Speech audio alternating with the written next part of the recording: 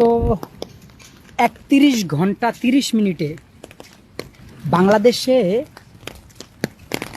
4বার ভূমিকম্প। এর আগে আমাদের মুরব্বীরা যারা আছেন তারা একটু বলবেন, দেখছেন কখনো?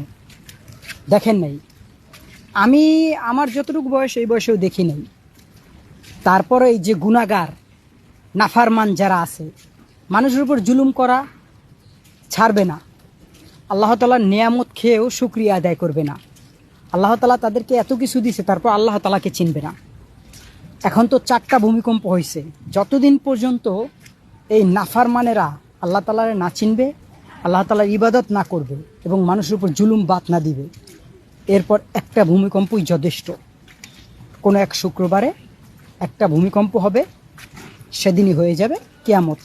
তখন দেখব তোমাদের গায়ের শক্তি, তোমাদের যত জুলুমবাজি এগুলো কোথায় থাকে। তখন দেখাইবা তোমাদের কত পাওয়ার আছে। তখন তোমরা কোথায় পলাইবা ওই জায়গায় পাইবা না। এখনো সময় আছে। সময় থাকতে আল্লাহ তাআলার ইবাদত করো, আল্লাহ তাআলার কাছে ক্ষমা চাও সবাই।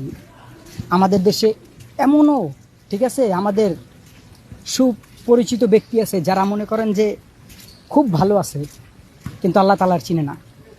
মানুষের জমি ঠকায়, মানুষের হক ঠকায়, মানুষের উপর জুলুম করে। আবার অনেকে আছে খুব ভালো আছে, খাওয়া দাওয়া করে আল্লাহ তাআলা ভালো রাখছে, কিন্তু আল্লাহ তাআলার চিনে না। এমন সময় চিনবা তখন আল্লাহ তাআলা তোমার চিনব না।